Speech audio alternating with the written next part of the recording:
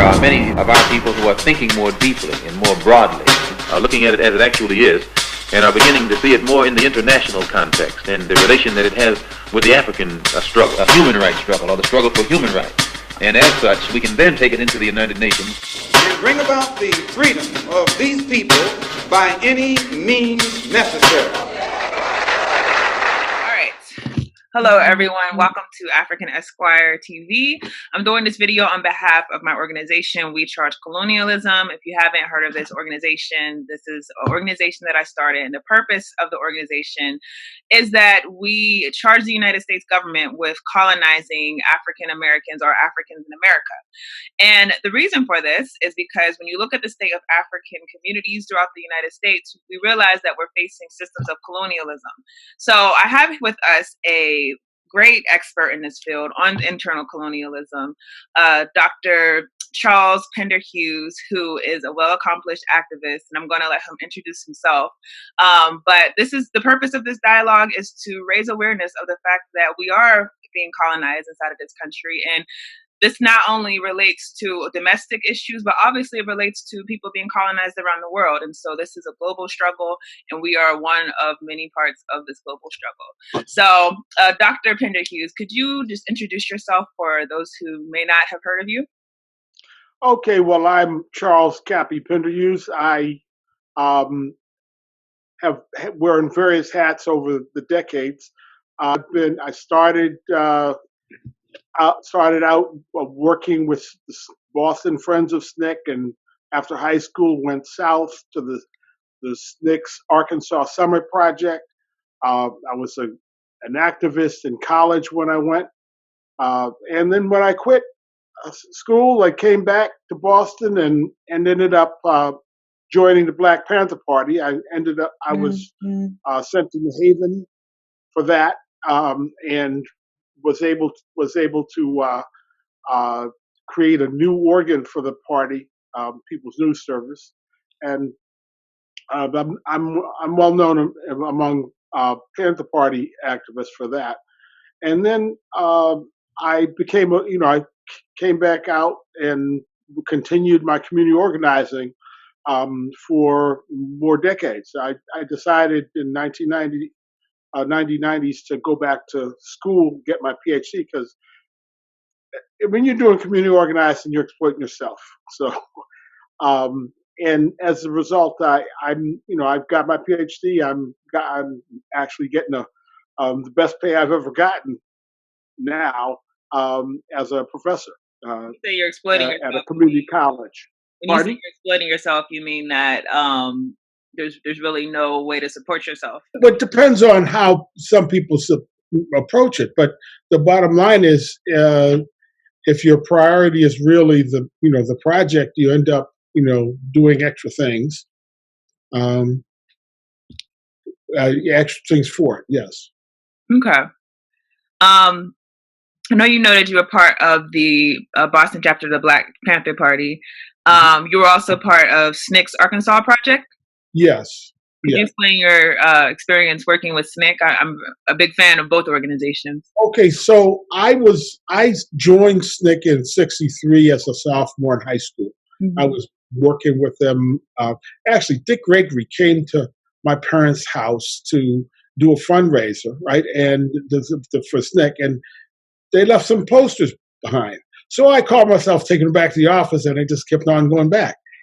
And I worked with them and Northern Student Movement in high school. And then when I graduated high school in '65, I went south to Arkansas, to Pine Bluff, Arkansas, to work there on voter registration. And I think one of the important forming experiences of my life was in the orientation program there. Well, not there, but in Washington, D.C. Mm-hmm. The SNCC had set up an orientation program for the week that Cheney, Goodman, and Schwerner, the three civil rights workers found murdered in an earthen dam the previous summer. That this is the eve of the first anniversary of their This a disappearance. SNCC scheduled a, a vigil for us. And they were looking for a radicalizing experience, for it to be a radicalizing experience, and I think they succeeded wildly. And we were there all night. Then came next morning. We had a prearranged appointment with John Doerr, the Assistant Attorney General charged with civil rights, and we went in. We had questions that SNCC asked us to ask. The one I remember was, why won't the Justice Department authorize the FBI to make on-the-spot arrests in the presence of a commission of a felony, as is authorized by the U.S. Criminal Code? Mm-hmm. Now, this was after Selma and before the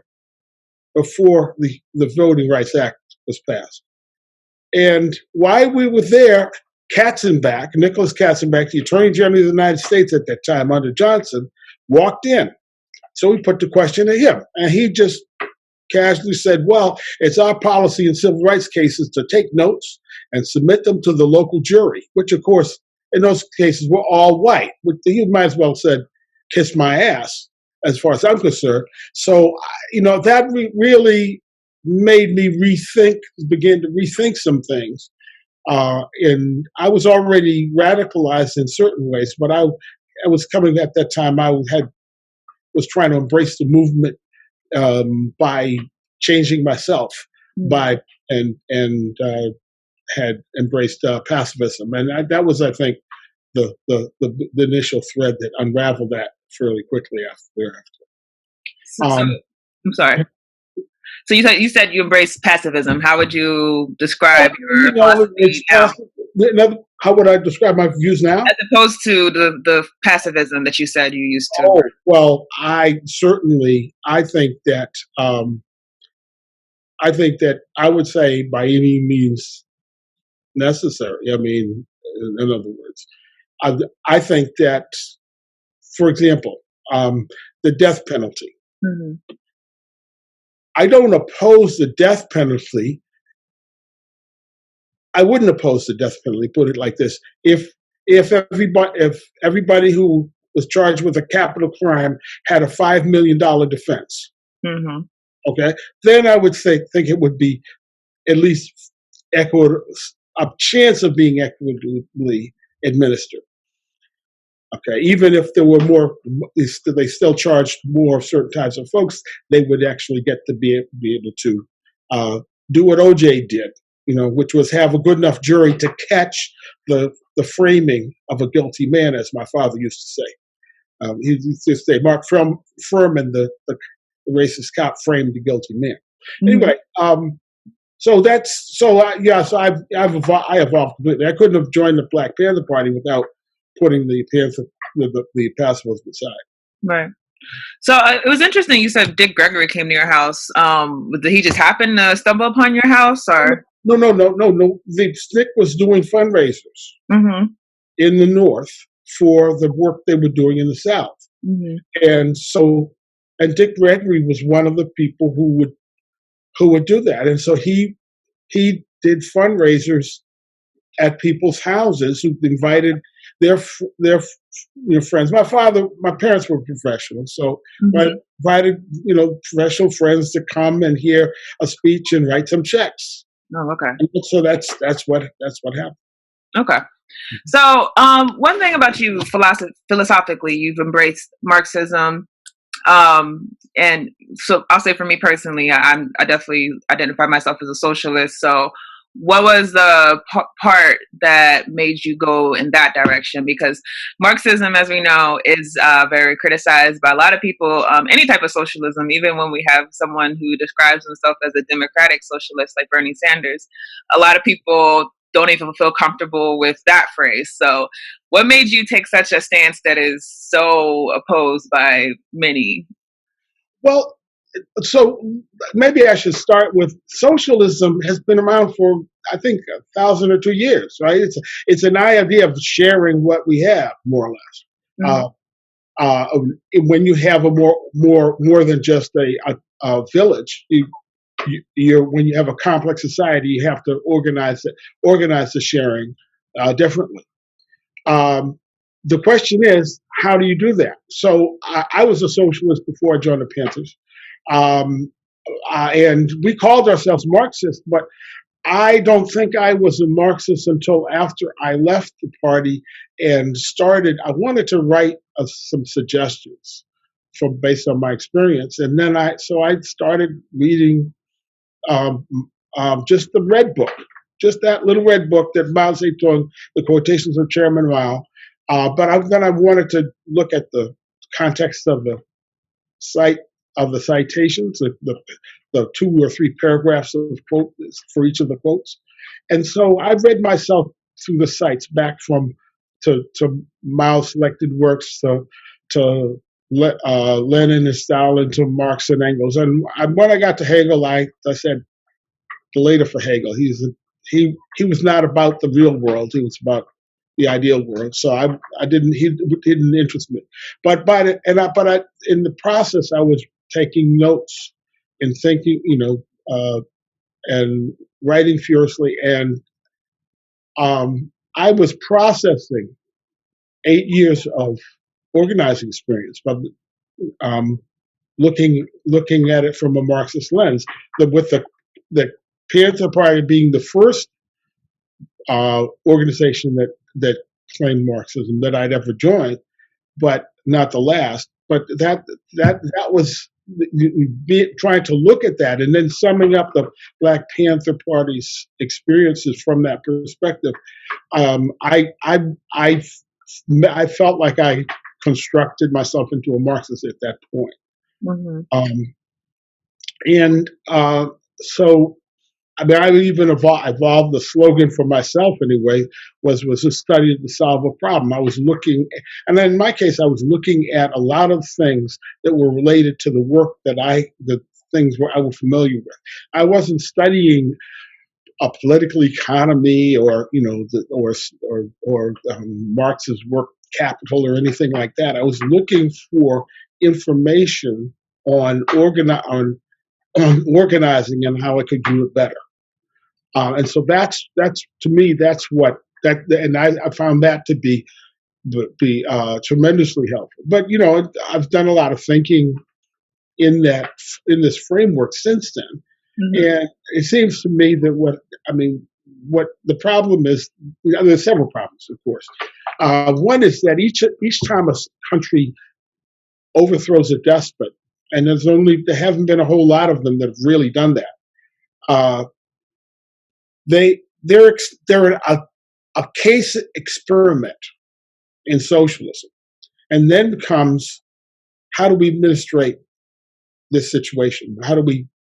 And there's been no precedent, and so there's been huge errors get made, and people are drawn off the track for various reasons, which I'm not gonna.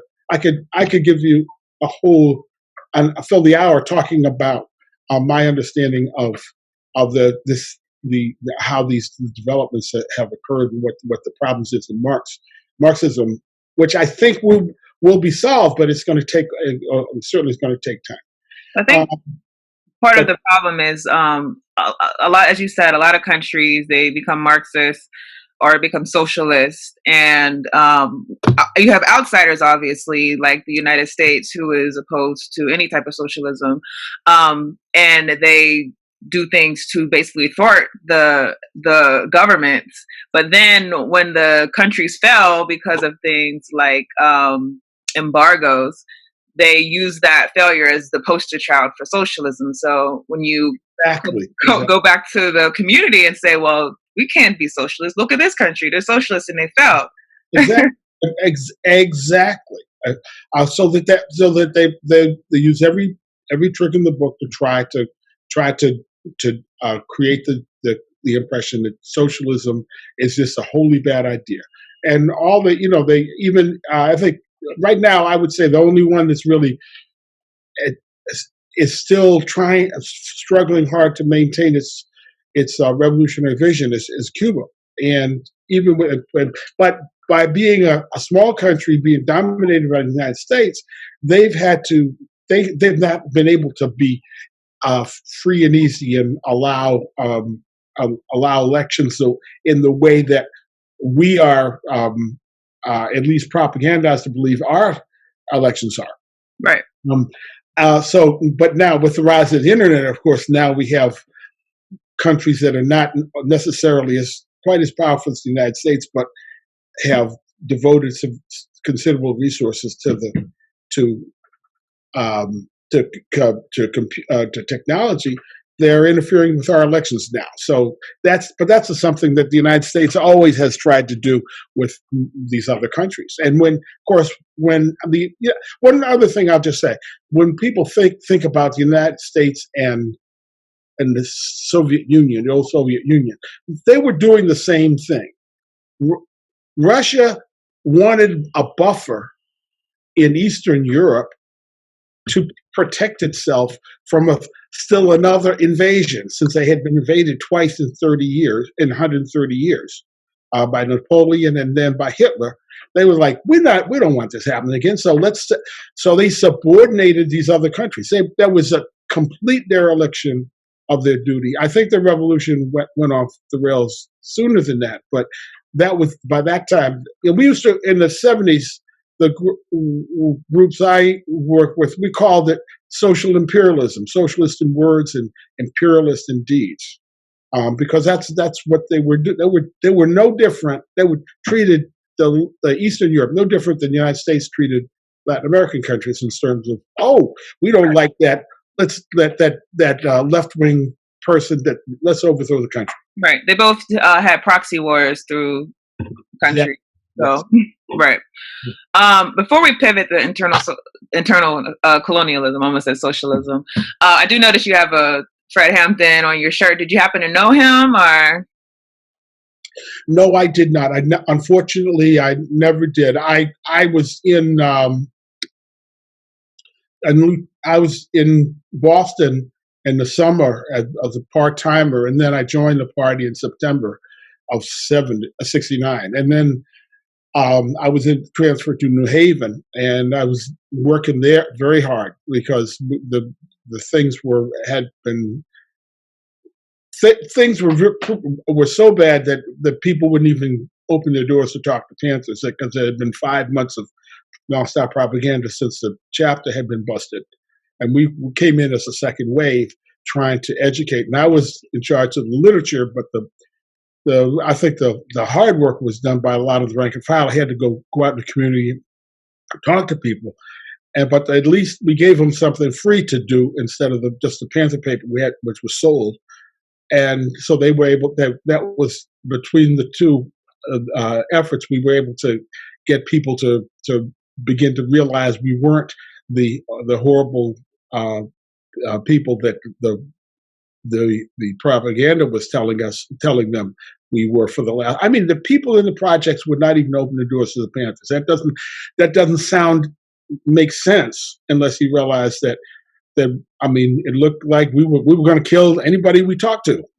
That was the kind of thing they wanted the idea they wanted to spread. Right. I mean, it's interesting. We're going to be doing a movie soon. I don't know if you heard about Fred Hampton. So it'll be interesting if they stick to the truth of who he was, or if Hollywood does what Hollywood tends to do, which is give a different version of people. Usually, the problem is, look, whenever you got with Hollywood, you get these so-called docudramas. There's dramatic twists and changes that are added or subtracted in order to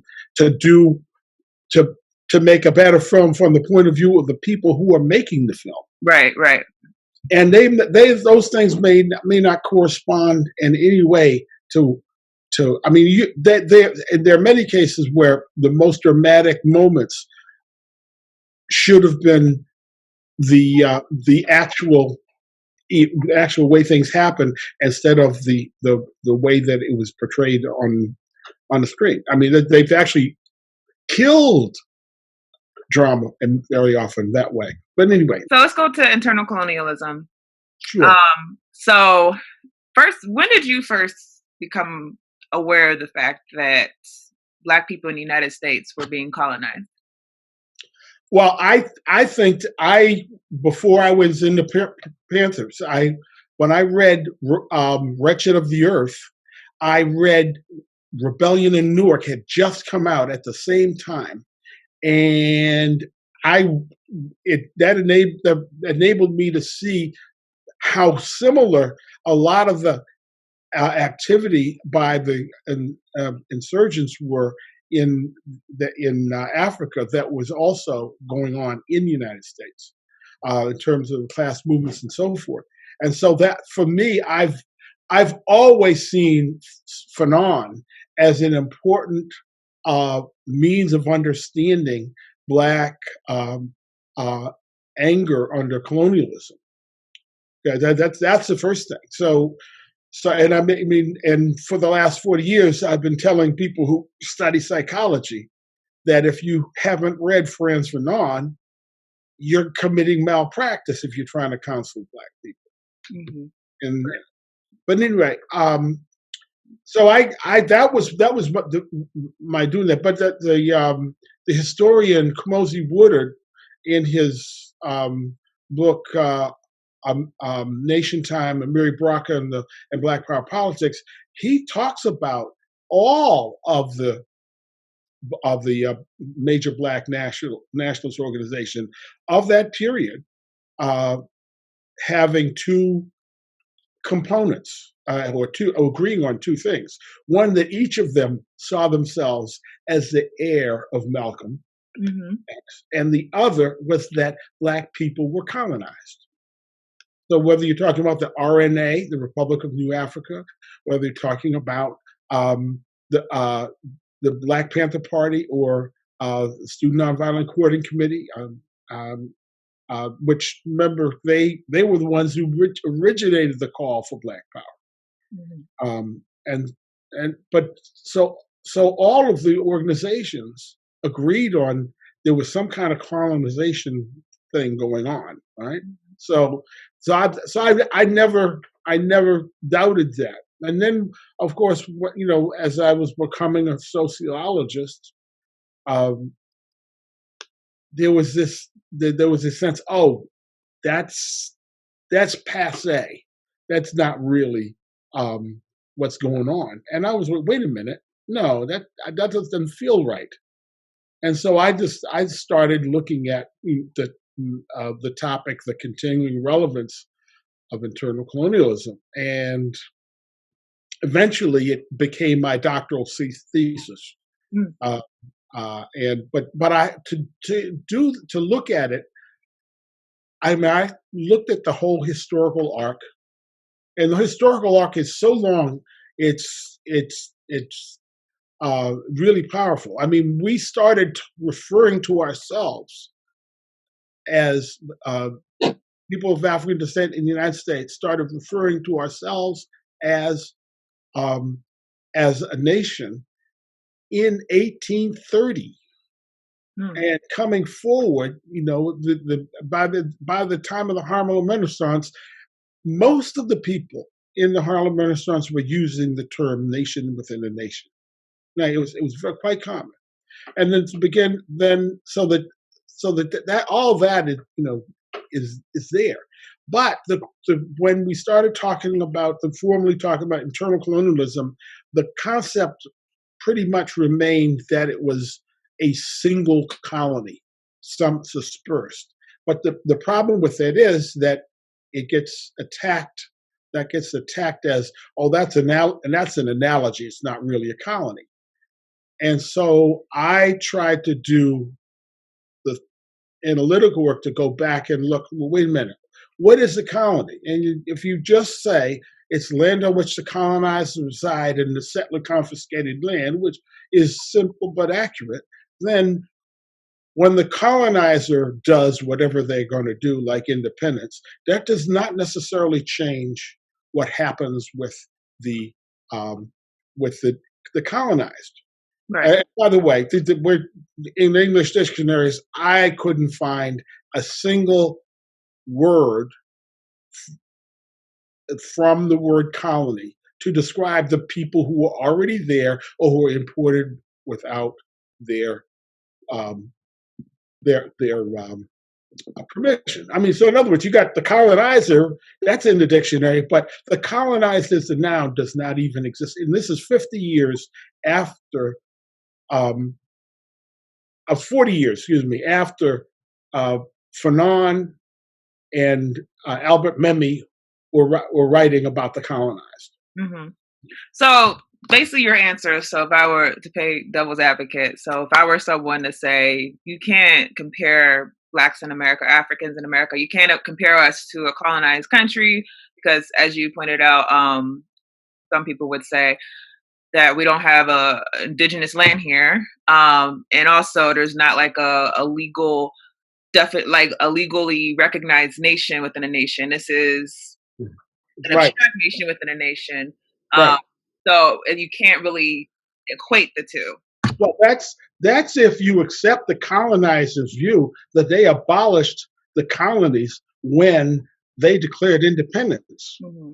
But if we simply say it was the land on which the colonized reside in and settler confiscated land, then, well, first of all, that allows us to always talk about this place as settlers confiscated land. Even if the Native Americans never get it back, it's still settler confiscated land. That's number Right. one. Mm-hmm. But the other part is that, well, then you have to ask what happens to the colonized. And in the case of America, the conditions actually greatly expanded with the advent of the Louisiana Purchase. More Native Americans became subordinated after the American Revolution than had been subordinated before. Okay.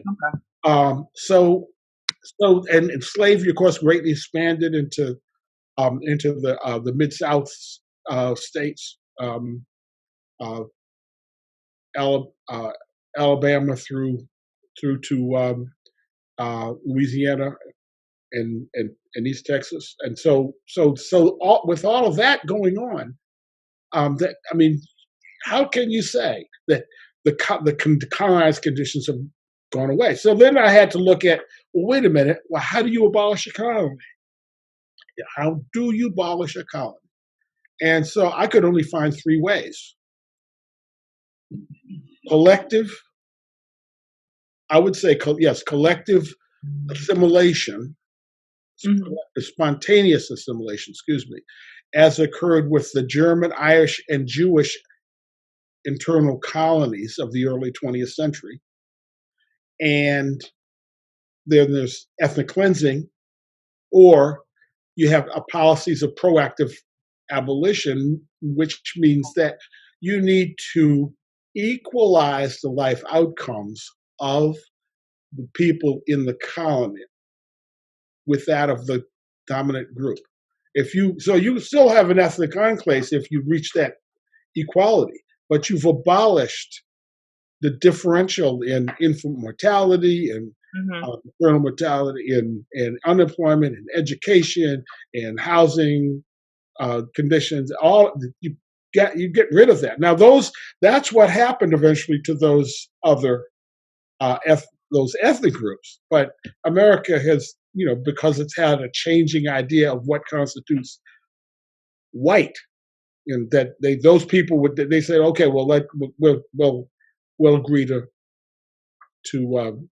bring them into it. But for a long time, the Irish were treated like dogs. Mm-hmm.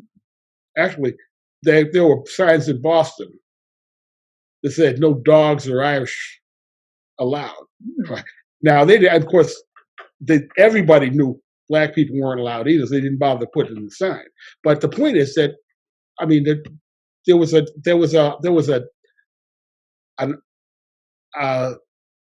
bargain offered, and a lot of Irish took it, and the end result was that they could be called white. As a matter of fact, there's a book on that, on how the Irish became white, I think is the title, and there's another one that elaborates a similar arc for or Jews. When you said it was a bargain offering, was it explicit or was it more so? So which side are you going to be on? And there were a lot of very strong, um, uh, strong political people who were against slavery and for allying with African Americans because they had the tradition. Remember, Ireland was Britain's first colony. The policies that they carried out in the New World against both Africans and Indians, those policies were pioneered in Ireland, and that's why we've got Northern Ireland and Ireland, because Ireland was continually rebelling until they finally were able to get a good chunk of their people to independence. So I noticed today, particularly among people around my age, the younger generation, I've never really heard too many people describe us as being colonized. And I think a lot of the newer activists, I don't know if we've just never thought of it in that type of way, or if it's just something that we're resistant to because perhaps we want to believe that the American system is willing to assimilate African people in America. So what is your response to that? I mean, the fact that we hardly ever talked about being colonized. We usually talk about things as far as desegregating or us being segregated in certain spheres, but I never really hear that type of discourse on colonization. Well, I think that this is kind of the similar situation to what happened in the 60s. When the 60s, there were some people we could learn from. But there wasn't a whole lot, and the people who should have done the most, been the most prepared to say, help us, that organizationally, that's being the Communist Party, they were in total disarray. That's a whole, why is another conversation, but they were in total disarray. So they really, until Angela Davis was arrested, they really didn't, who was one of their own, they really didn't have any major national initiative during the entire civil rights and Black Power movements. And that's sad for an organization that's supposed to be doing that. But that shows how defensive and beaten down they had become. Because the McCarthy era was a part of that, but there are other elements to that. But anyway, so a lot of the organizers in the 60s and 70s were trying, kind of making our own way and almost having to reinvent the wheel. And most of those organizations have gone by the wayside. And what's going on now is people are back to that point of almost having to reinvent the wheel. I mean, yeah. And so you've come to this analysis of with recharged colonialism, which I think is great. But it would have been far better if a mature organization had been able to survive that could put significant resources into right, absolutely, developing the organization and pushing it forward. Right. Well, we have about 5 more minutes before this Zoom cuts us off. So I want to, just as a final closing statement, why do we need to start calling this colonialism? Well, first of all, we have 4 centuries of systematic subordination that we're dealing with. It's changed in some forms, but it's systematic. And if we're going to get rid of it, we need to call it what it is, number one. Number two, I think that when we talk about this, it really connects up with the question of reparations. So, in other words, we need to change. How are we going to get this equality of result we're talking about? That means sweeping resources devoted to collective community improvement. That's not good. That's actually what reparations ought to be directed to. I myself prefer the slogan collective reparations. I don't even want to have a conversation about individual checks. I think that gets us off of the topic completely, and is really provides an attack point for people who are opposed to reparations in the first place. They try to paint it as a selfish, a personal, a money grubbing tactic, instead of something that is an attempt to have a modicum of justice come out of over 4 centuries of subordination. Right. So that's to me that's the way I think about it. But what do you think about it? Oh, me? Well, everyone knows on this channel, I've been pushing that we have to start calling this colonialism, because it's not strong enough just to say we're fighting racism. We have to identify that this is a system that has been going on since our ancestors were taken from Africa. So that's why we keep having these conversations, because we want it to be in the subconscious of everyone that we're colonized. We're colonized. I totally agree with you that we're colonized. Where I disagree with some folks, I don't agree with the colonial analogy anymore. That we are one colony in Seattle and Atlanta and New York and Boston. No, I don't think that makes real sense. If we're going to make this point well, then we need to say, look, we've been using euphemisms for the term internal colony. There are burials and ghettos and reservations. That's what's going. And so we don't want to use these euphemisms anymore. Right. And that introduces it to the conversation and say, look, when you have this, the only way you abolish these colonies is to complete equality of result, not opportunity. That's just a talking point to get people to go away and not really address the questions, right? The fundamental questions, right? Of the gross how to get rid of the gross inequality completely. Right. Okay. Thank you so much for this interview. Hopefully we can have you on to talk about some other topics, have you back. But before we go, is there anything that you would like to advertise to the viewership? Oh, well, I'll be starting a Black Panther webinar speaking service soon. So I'll just put that out there, and I'll hopefully, if we get back together and talk again, I'll be able to announce more specifics. I love that. All right. Thank you, everyone, for watching. Hopefully you learned something. Dr. Pinderhughes, do you have a contact for anyone that may want to reach out or ask any questions? Yes. I have an email address. It's changeagent7 at gmail.com.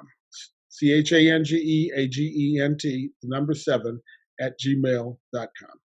All right. That's it for this interview, and we will see you guys in the next one. Thanks so much.